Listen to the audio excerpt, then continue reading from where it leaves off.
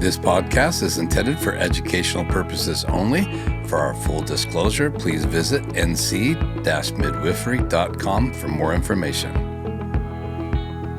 Well, welcome back to More About Birth. I am sitting here, believe it or not, with Angie Henson and Shannon Bennett. Wow. We have been absent for a while, but we are here together. So we hope you enjoy this next episode of More About Birth with Angie and Shannon. Where have you guys been? MIA. MIA in Idaho. What? That's Angie's excuse, but what's your excuse? The usual. Babies, and more babies, grandkids, life. You know, my dad passed away. My mom went through cancer treatments. Wow. The kids needed a lot of help for a while. I've been babysitting grandkids, still delivering lots of babies, training students. Life happens. Well, grab yourself a cup of coffee and join us as we find out what's happening now. Yeah, sorry guys. We wish to be putting out something more regular, but we'll get there. For now, we're going to keep limping along and recording when we can. So, Can I just say this? It's cool to be back. Isn't it though? Yeah. We're back. It's I like love it's it. like a piece that's been missing, so it's good to be with I you guys. know. I miss my Angie. It's fun. Speaking of Angie, she has something hot and heavy on her heart. So I'm going to let her just go for it. She's got something she's really passionate about today. Yeah, and trying to condense some things that I've been learning lately and distill them. And it's a big topic with, a lot of countercultural thought into it. So I'm probably not going to do the greatest job. Just going to say always that. do a great But I'll job. do my best to distill some life-altering things I've been learning. So we're going to talk today about the power of women, like in society, in birth, in general, and also V-BAC, vaginal birth after cesarean, and how that relates to the power of women. Go for it. So, and part of the reason I wanted to do this was to encourage moms, encourage those who are pregnant, those with kids, those at home, raising their families. It's hard. It's a hard work. Pregnancy big is job. tired. There are so many different challenges. We were just saying how, that time in life when you're raising kids and have little kids at home and you're pregnant, just most moms are tired. And so I want to encourage you. And one of the things that I have found over my life is there's this kind of common theme that comes up of people, well-meaning people trying to encourage moms. And it's true, but it goes something like this. Even though you are unseen in your work at home, you are important. Like every diaper change matters. Every dirty dish, every yes. sleepless night. You are serving your kids, you're serving your husband, and your work is important. And it is. That's a true message. But to be honest, when you're in the trenches, in the thick of it, that kind of encouragement just doesn't do it for me. Like it's not enough to keep me happy and chipper and going. It's really easy to fall into a bad because you're attitude. like, what's my purpose? But what's my purpose? It can't be just dirty dishes, diapers, Yeah. and sleepless nights. Yeah, it really, yeah. Toddler tantrums. Yeah, and so some of that encouragement to me falls short. So some of the things I've been learning lately, I think have encouragement that comes with deeper roots and kind of a zoomed out view about your role, not just as a mother, but women and mothers' roles in society. So not just in your home, yes, making a difference to your kids and your family, but like, what's the big picture? In society, what are you contributing? How are you shaping the very face of the planet that we live on? What was God's plan? Yes. And I have been reading this book, Men and Marriage, by George Gilder. It was first published in the 70s, and he was a visionary. I mean, the man was kind of a prophet in what he wrote, because now, so many years later, we're seeing everything that he said and predicted about society come true. So much of it has been fascinating to me.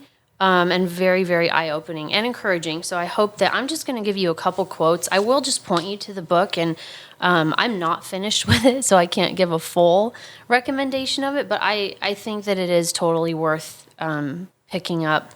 And the first few chapters have been really, really, I think, view-altering for me. Meaty. In a great way, yes. So I'm just going to start with this quote right here, and then we'll talk about it. He says, "The maternal role originates in the fact that only the woman is necessarily present at birth. Only the woman has a dependable and easily identifiable connection to the child, a tie on which society can rely. No matter how equally the functions of child rearing are distributed, the man will always know that the woman's role with the children was more important, more organically indispensable. There is no way the man can share in the euphoria that many women feel along with the pains when pregnant, for it is a sensation of warm separateness and independent fulfillment. There is no way that men can share in the mothering hormone that many authorities believe the woman secretes in childbirth. There is no way the man with the bottle will experience the sense of sexual affirmation and sensual fulfillment felt by the woman with a child at her breast." And I mean, if that doesn't sound awesome to you, I don't know, but it's very inspiring to me. There's so much background tied into this, and there's just no time to distill it all. But it basically comes from zooming out and seeing what is the role of a man, what is the role of a woman, and how do they shape society. Ooh, you're treading on rough ground right now in this day and age. Right? And I'm just going to say that our culture is telling you right now that anyone can nurture a child. Anyone who wants to can be a woman. And that is so, demoralizing, dehumanizing to a woman. We just read that no man can do what a woman can do for society. She is the bearer of new life. She changes the face of the planet.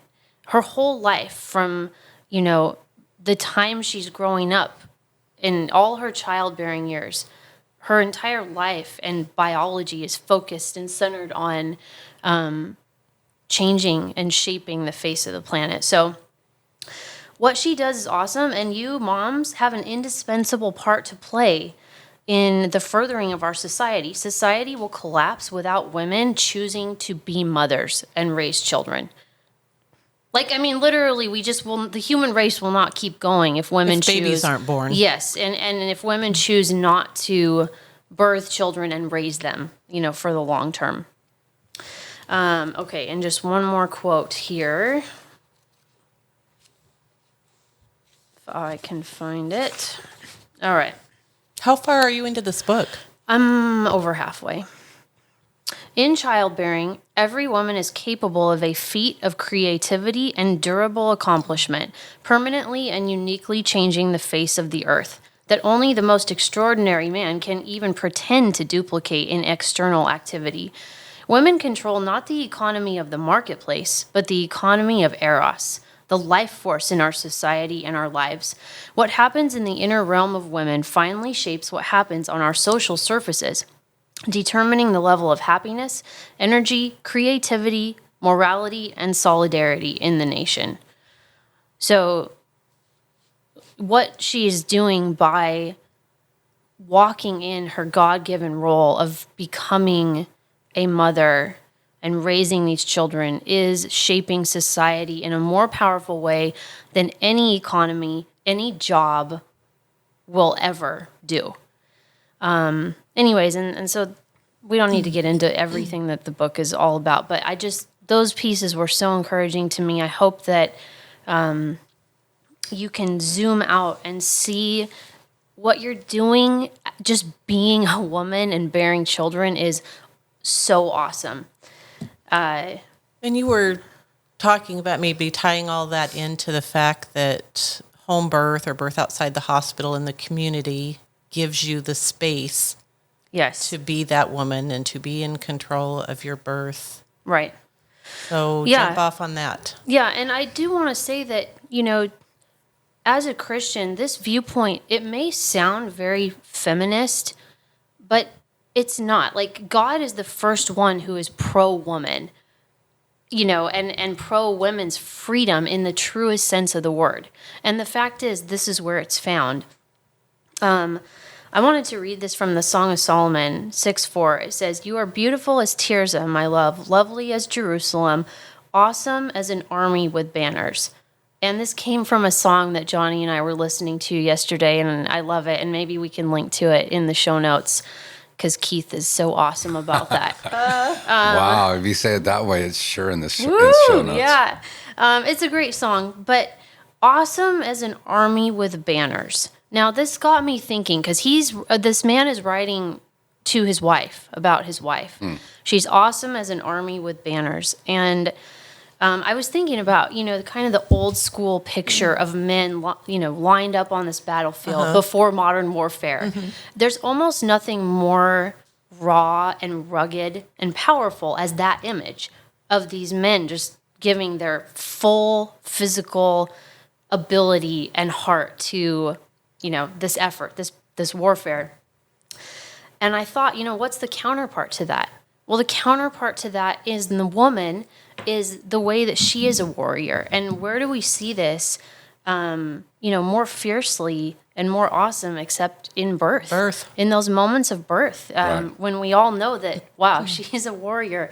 And, there's no other place that women do this more fiercely and more in a distinctly feminine way than in childbirth. Well, and we talked a little bit about during 2020, everything that happened, that literally it was like a war getting kids to be born. Like it was like, right. Yeah, it was just, women were even having to fight harder. And Shannon was having to work harder. You were working harder because it was just like a season where, and I think during that season, I saw it even more than all the other years that we've been, together or a part of the whole birthing process. Yes. And so, yeah, Shannon, as you just said, I really believe that home birth uniquely creates the space for the woman to blossom and be that type of, awesome as a warrior, awesome as an army with their banners, flowing. It's this, there's a glory to it. And I think that home birth holds that space because it allows women to do whatever they need to do uniquely for their birth. In their natural environment. Yes. With the support that they chose. Yeah, Right. It seems to me, I've seen it both ways, that Shannon was more in control, more able to have her way and just be in rhythm with what she wanted to do, where I didn't feel that in any of the other experiences when we were just in more of an environment that wasn't ours. It wasn't home. It wasn't comfortable. And so Right. part of that, I think, was seeing the circumstances change locations, but it was even more than that. I do feel like Shannon was empowered, and I had a front row seat to see it, and I'm sure Johnny's seen it with you. And so I agree. There's something special about a mom at home giving birth from my perspective. So, and I'm a mama's boy, everybody says, so I'm into the mom topic because my mom's in heaven, and I'm looking forward to seeing her again someday. Yes. And how many times have we got to sit back and watch a husband witnessing his wife fight this battle, and they're just in awe. I actually got an email from a dad. They had had 2 hospital births, and this was their first home birth. It was a V-BAC. Nice. So he wrote me this big, long email, and he said, I have never felt so much a part of this process and an important role in this, and felt like my wife needed me and that there was something that I could do for her in our own felt home. included. Yes, Yeah. he felt like a part of the birth. Yeah. Well, I got to be the one who caught Bryson, which was really, really cool. And I have a friend just recently, we were having a conversation like a week ago, and he said, my deepest moments of just weeping and just awe was when I held my babies the very first time. And if you knew this guy, like, weeping is not on his radar. So I'm like going, wow, Tough you brought guy. this up. Because I hit on Shannon and being busy doing midwifery. And then he said this. So it just, for him, it brought out the emotions of what it felt like just being a part of the birth. And he hasn't experienced home birth. He's only experienced birth the other way. And it would be cool for him to someday. You would not believe the dads that just break down sobbing when they see their wife working that hard and what it produces. Yes. Right. Right. And I think that's because, it is that battlefield image where it's like every ounce of your being is on the line. Well, even after, 700 births, there's still that moment when you're watching a mom push that you're rooting her on as the midwife or the observer. It's like being at a good ball game or watching a good movie. You're like, come on, you can do it. And you get that adrenaline rush. And then when the baby's finally here, it's just, you want to jump up and down and scream in excitement. She did it. Yes. Yes. It's good. Everything's great. But what do you think it is that holds that space in an out-of-hospital setting? And just disclaimer, not bashing hospitals at all. We're just focusing on what it looks like outside the hospital. Right. Yes. There are times you need to be at the hospital. For sure. Yes. Yes, for sure. So I think midwives do a good job holding the space for this to unfold in its best form by being patient, unobtrusive. I think that Just being the observer, the keeper of safety. I think that sharing the same beliefs as the other people in the room, whether that is spiritually or just pragmatically about how this should unfold or all of the above, I think sharing the same beliefs with the other people in the room creates a unity and a gel that you just cannot get when you have so many strangers in a room together. Well, I feel like there's 4 main beliefs that you have to have. You have to believe in the woman herself. Yep. You have to believe in what she's feeling, what she's experiencing, what she needs to do. You need to believe in her body itself, that her body naturally knows what to do. How many times do we have moms tell us, is it okay to push now? I feel like I want to push. Is it okay? And you're like, well, yeah, if your body's telling It's you your to body, push, you tell me. Your body knows what to do. We have to believe in the birth process. Yep. We can't have fear, doubt about the way that God made the birth process, that there's anything wrong with that. We have to believe that there's everything right about it.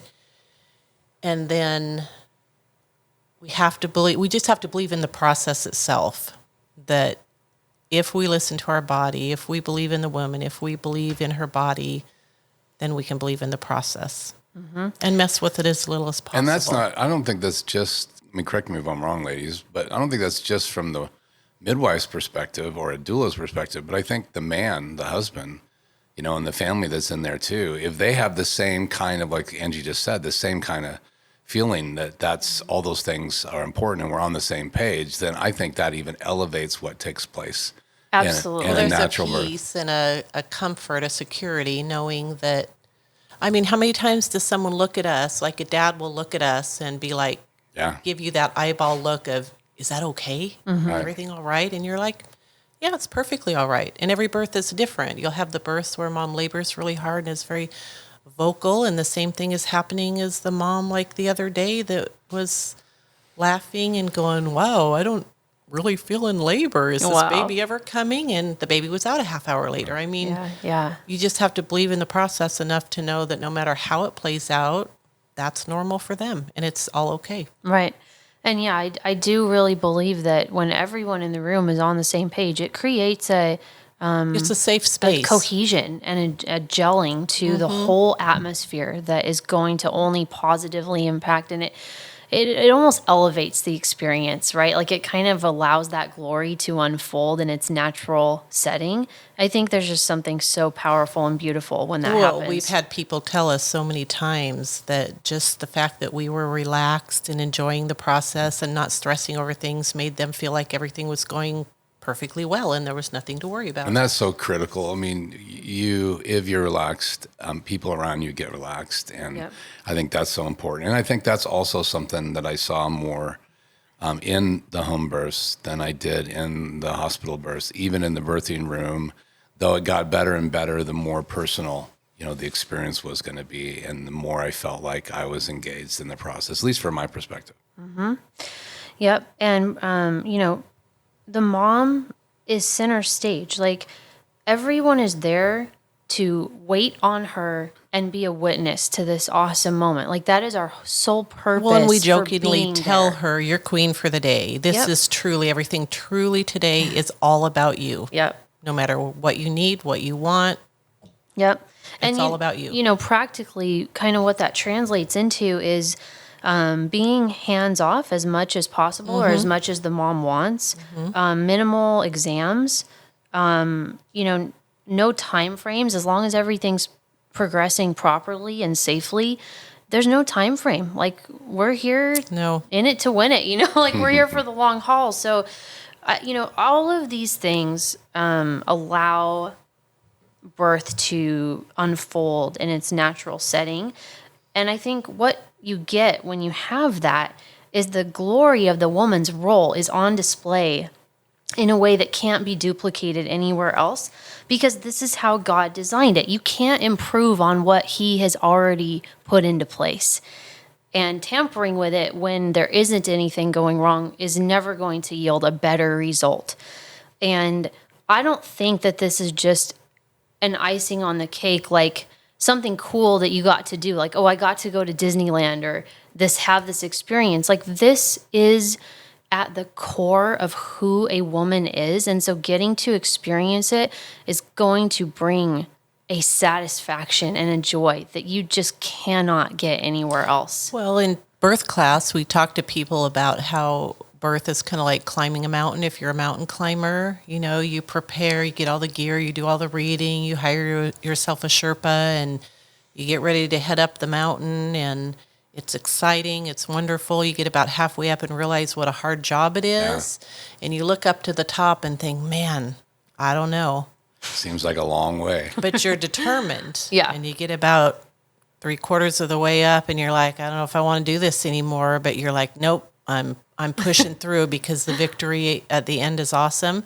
And you get to the top of that mountain, and yeah, you're tired, and yeah, you can hardly breathe, and you think that you're not going to make it that last couple of feet, but you do. And the victory that you feel, the accomplishment, is something as on the battlefield. You Yeah. can't replace it any other way. Yeah, absolutely. So one of the things in our day and age that is very frustrating is the high cesarean rate in the United States. It's crazy. And we have found that community birth for people who've had a C-section and want to have a vaginal birth, if they're low risk in all areas, and we can talk about that, it's a really safe place for them to become victorious and regain that. It's almost a grieving that some people go through after having had a C-section. Not everybody, but there are people who just, they truly grieve because that's not the way they had planned it, and they feel like they didn't get to go through that process Right. and have that victory. Then sometimes they went through the process, but they didn't get the victorious ending, and it almost Right. feels like there's no closure. Yep. Well, and I've heard this statement over the years that hope deferred makes the heart sick. And so, you know, the fact that they hoped for, you know, a vaginal birth, and then all of a sudden now things changed and the environment and all that changes, obviously for the safety of the mom and the baby. But I can imagine maybe looking back how they would feel like. Yeah, it's all I hoped. about a healthy mom Yeah. and a healthy baby. Absolutely. And that is the end result. But the cesarean rate in the United States is just ridiculous now. Absolutely ridiculous. So what are your thoughts on a vaginal birth after a cesarean or a V-BAC in the home or birth center setting? Yeah. Yeah. So I definitely want to put out at least a few numbers and statistics for people. You know, again, we don't have time to cover everything because it's pages and pages of information, but I did just want to touch on V-BAC. And I think that we need to be a little more vocal about combating the cultural belief that says once a V-BAC, always a V-BAC. I've heard that somebody say that a couple times in recent past, just in passing. And, you know, whatever the thing is that's being said, I think we all need to be better about standing up to words that are not true, sayings that are not true. And this one is simply not true. And one of them I heard from a young girl. a teenage girl, and here she hasn't even started her childbearing journey yet, and already this is the belief that has sunk in. Right. And it's just It's taken as a sad. norm. It's taken for granted. And so, I don't want to offend people or step on toes, but at the same time, we have to be willing to push back a little bit and state the truth, even if it's a bit uncomfortable. And V-BAC is one of those places because the stats for V-BAC are very good, especially at home. It is a safe place. It's a good thing to do. So I just want to share a few statistics that I had looked up just this morning, actually. So in the late 70s, the C-section rate was less than 7% overall in the United States. In 1989, just about 10 years later, it was 28%. And this is that point in which ACOG had decided that for safety, in order to have a vaginal birth after a cesarean in a hospital, there needed to be an anesthesiologist on call 24/7 on premises for an emergency C-section with a V-BAC, and that doctors needed to be in-house. They couldn't just get called in. They had to be in-house to monitor things, and there had to be full monitoring on mom. So things changed on So, the hospital landscape. Because of that, malpractice companies increased rates because these things were happening, and it was just this big snowball effect. So it was 28% in 1989. Probably was 0% in 1889. 2018, it went all the way up to 31%. And in 2021, which was the most current statistics I could find, we're up to 32% overall in the United States. Yeah. So you have to ask yourself why. Right. And, the more common C-sections have become, the more we just tend to think of it as like, The norm. it's just normal. Or it's like, it's no big deal. It's like outpatient surgery or whatever. This is a big deal compared to a natural birth. It's riskier. It's a major surgery. There's more blood loss. I mean, we're cutting through muscle and everything. We're completely opening you up to expose an organ. They're finding that babies born via C-section don't have the same microbiome as babies born vaginally. It's just not the same. Recovery is more difficult. Breastfeeding is more difficult. Breastfeeding can be delayed, but the hospitals are getting really good about trying to get moms nursing in recovery, making sure that they don't have any medications on board that are going to affect breastfeeding. The nurses have been really good about that in our area. So if you do end up having to have a C-section, and there are times you absolutely need one. I just had a mom who had a placenta previa. I mean, her placenta was completely covering the exit. And that is a life-threatening situation, and so she had a scheduled C-section. So what would have been the result if there hadn't been an option for C-sections like back in the 18s with a baby like that? Both mom and baby probably would have died because of hemorrhage. Yeah, so I think that's important for our listeners to know that as well, is that there is a place and there is a reason Absolutely. for that, because the mom and the babies are surviving now. Yep. But Yes. again, we're talking about what the changes have been since the 1800s, and that's one of them. Right. Well, right. and just what really are the risks? I mean, the risk of uterine rupture In a V-BAC. in a V-BAC is increased because of stimulating labor unnaturally, like with Pitocin, which only increases at about less than 2%, but with Cytotec or misoprostol, which is not even labeled for such a thing, but is used for it, there's a 6% increase in uterine rupture. Wow. So when someone tries to scare you and say, hey, you have a chance of a uterine rupture if you have a V-BAC, well, if you let your body labor naturally and you're low risk, you've got a low transverse incision that's healed well, you don't have internal scar tissue, your placenta is not attached over the scar tissue, there's no risk factors other than the fact that you had a previous C-section, then with a non-medicated, non-augmented labor, the risks are very low. So if you compare the risk of really low risk VBAC with a cesarean, you have to just kind of choose which side are you going to risk on, the low risk VBAC or the surgery.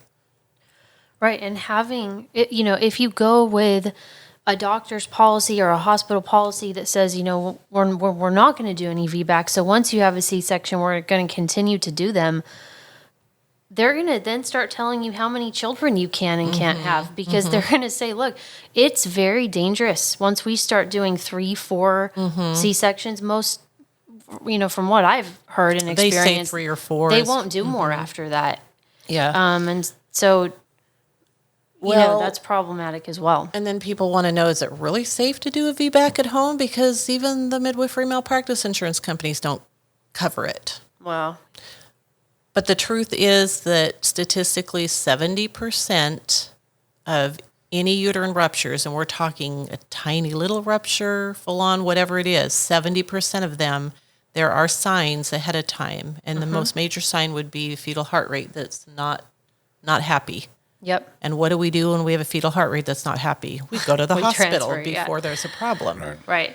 I think that's what people don't understand. Like when I was studying uterine rupture in school, if you don't know the facts, what your mind kind of jumps to when you hear uterine rupture is like, explosion. all of a sudden my uterus just tore open Right. and there's blood gushing everywhere and a baby is now sitting in my abdominal cavity. Like that's not what it is. In most cases, right?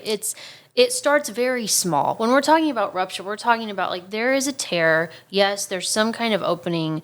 It's not this complete top to bottom just. And not going to lie, that has happened before, but my personal opinion is there was probably some kind of augmentation or induction involved. Yep. Yeah. Right. So, but it and- doesn't mean that every time. The fact No. is the more common ones are ones that are, smaller, and even at that point, like even if that was to happen, you still can deal with that in a reasonable amount of time. And we don't do births too far from the hospital. We Exactly. don't wait until things are terrible to take people in. When things are just not looking happy, we go in. Yep. More And the other- vigilant. Yes, and we monitor very closely. And we know our mamas well enough that we can look at them and see that something's not right. Because I remember even a mom I had with a hospital birth that I was a doula for, I knew her so well that, excuse me, that during labor, she just all of a sudden got this look on her face. And I looked at the doctor and I said, something's not right. And she looked at me and she said, something feels wrong. I don't know. All of a sudden, something just feels wrong. So he took her back for a C-section, and she did have the very tiniest beginning of a uterine rupture. Wow. Yeah. So I feel like I rely on that. And obviously, as a Christian, I pray for my mamas, and I rely on the Holy Spirit to tell me something's up. You need to do something about this. Yeah. So can I just ask you a question? So when moms are making the decisions like that, especially picking a midwife, they really need to have, there really needs to be a connection. I mean, That's why we have hour-long appointments, Yeah. and we get to know each other. And a long consultation. and I think that's one of the things that I have seen just from my viewpoint. And of course, you have clients come and go in the house, and sometimes I meet them, sometimes I don't, just because it's at the house. But I think it's so, you can almost feel their excitement to be there, and you can feel the connection. And I think it that's feels got like to be important. Visiting with an old friend, it doesn't feel like a prenatal, The other thing that I would say to anyone considering a home birth after a cesarean, if you are low risk and all the things are okay, you'll be signing a consent form saying these are the risks. I want to make sure you're aware of this. And if you're still okay with this, we can go through with this. The risks are low with a healthy mama, healthy baby, and all the things we mentioned. The other thing I don't do with a V-BAC is you don't let a V-BAC push for hours and hours. Right. Exactly. And you don't stimulate labor. You don't take castor oil. You don't do any of the things. Use the breast pump to stimulate contractions. Right. So then how important are the other classes that you teach for then someone that is doing that? I mean, to give them the ability to get safely and effectively through a home birth, Is there a certain amount of education that you really feel helps them? There's a lot of education because, we talk about things during pregnancy, like with any mom, signs of, muscle tears, signs of placenta letting loose, what the different types of pain would be and what to watch for. And then, we offer a natural pain relief for labor class that helps you to just manage labor. Yeah, and be as relaxed as possible. Well, another thing I was going to say about that earlier when Angie was talking about empowering women is the fact that I see so many men at your class engaged as well, being a part of and participating, which is helping empower her. Yes. Like taking her through the process and helping her manage the pain. And I thought that was pretty cool too, because that's creating another level bond. And I didn't have that when we had our own. And birth. over the years, I think I started out early on, 20 some years ago, where I had been a doula, and switching from doula to midwifery, it's kind of hard because you're so used to being the hands-on person, doing the massaging and the encouraging and all of those things. And as a midwife over the years, especially probably in the last 6 or 8 years, I really have been more careful to just encourage the dad to be that person or the support person to be that person. Right. And kind of coach them rather than do it myself. Because it's amazing. Like the birth the other day, this dad, I asked him, do you want to catch your baby? And he's like, yeah, I want to catch my baby. So It's awesome. there's that. And then, we get mama out of the pool and daddy gets to take the baby and be the first one to hold them other than mama. And you just see those dads over there with tears in their eyes. And I watch these dads now that have been a part of the birth and been involved. They change diapers. They want to find things to do that they can do for the baby. They pamper their wives. They just, because of the education, they realize that they need to rest, that they can be helpful. Yeah. And they feel connected. I mean, I know I felt connected by being a part of the birth and then watching the men go through your classes and seeing them learn to participate, even seeing kind of that reservation at the beginning of class. And then by the end, they're laughing and they're engaging and they're sometimes even participating in the TENS unit, little test of what labor feels like. Right. It's classic. Yeah. And I don't know if this went the direction you were hoping it to, Angie, or if there's something else you wanted to add, because I know you had that on your heart. Yeah, no, I mean, just to kind of wrap it around, maybe we can put these links in for you. I would say do your own research on V-BAC. Some of the places that we pulled from were evidence-based birth, and there's another one called V-BAC Facts. Those are both online. I found one also called VBAClink.com, Yeah. and we can put those in there, and also the name of the book that you mentioned. Yes, right. Yes. But, the stats on V-BAC out of hospital with a trained midwife are very good. And so, look at that and try to be part of the changing the cultural narrative that says that once a V-BAC, always a V-BAC. I understand if you have to say, my doctor's policy is this, or my hospital's policy is this, but just to give a blanket statement that says, once a woman has a C-section, she must always. That's not true. And we don't need to accept that, and we don't need to let that be the percentage continued. of women that's true for is small. Right. And there are still doctors out there that are willing to give you a trial of labor, and as long as everything's looking good and you don't have any risk factors for mom or baby's health during the labor, then they'll work with you to have a vaginal birth after a cesarean. Mm-hmm. Yeah, so just to wrap it up and tie it back into the beginning again, I think that, striving to let birth unfold in its natural setting so that the woman can experience the greatest amount of joy in what her body was made to do the way God intended it to be is absolutely a worthwhile thing to pursue. It's not just a preference. It's not just the icing on the cake. It is, who you were created to be. And I think our modern times have messed with that a little bit, but you can reclaim that. You can reclaim that after a cesarean, most likely, Lord willing, and you can reclaim that for whatever number of birth you're on or planning at this point. And Yeah, and again, I do recommend the book. Like I said, too much to distill down. The ideas are just so big and contrary to what we're used to hearing in this day and age, even from the church, honestly. But it's good. It's worthwhile, and everyone as a society elevating the position of women and elevating the position of mothers and the glory and the awesomeness that is there is only going to make society better. It's going to make all of us better. You're laughing at me.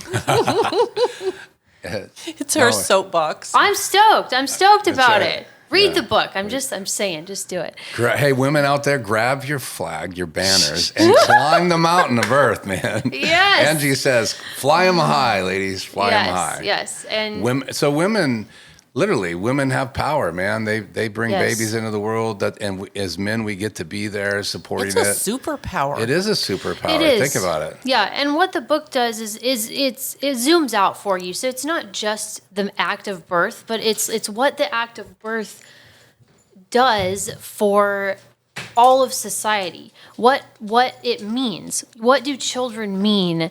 What does a family mean for society? That's where the glory is. Yeah. And Sounds like a really good book. I'm actually now interested in reading it. yeah, I totally recommend it. It's phenomenal. I'll see if I can't steal your copy before Yeah. we leave. She's only half done. She's only half done. Just give me tear out the first half. No. Yeah, so mamas, I want you to be encouraged today, wherever you're at. If you're tired, if you're in the trenches, if you're just kind of done with things, whatever the case is, I want you to be encouraged. Your role is amazing. The planet is not what it is without you. And the power that you have to shape all of society is bigger than any of us realize at this moment in time. So,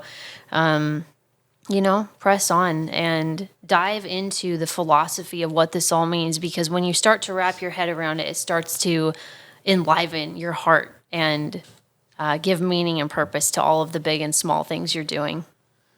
Man, it is really good to have you back in the house, man. To hear your laughter, Preach! and share your heart. It's exciting. So we've missed you. Aw, thank you guys. Thanks for listening. We'll see you guys later. Well, that's it for this episode of More About Birth. Such a good time here in the Bennett house with Angie and Shannon. We hope you will share this and like the channels, and hope you'll stay tuned to More About Birth. We'll see you very, very soon.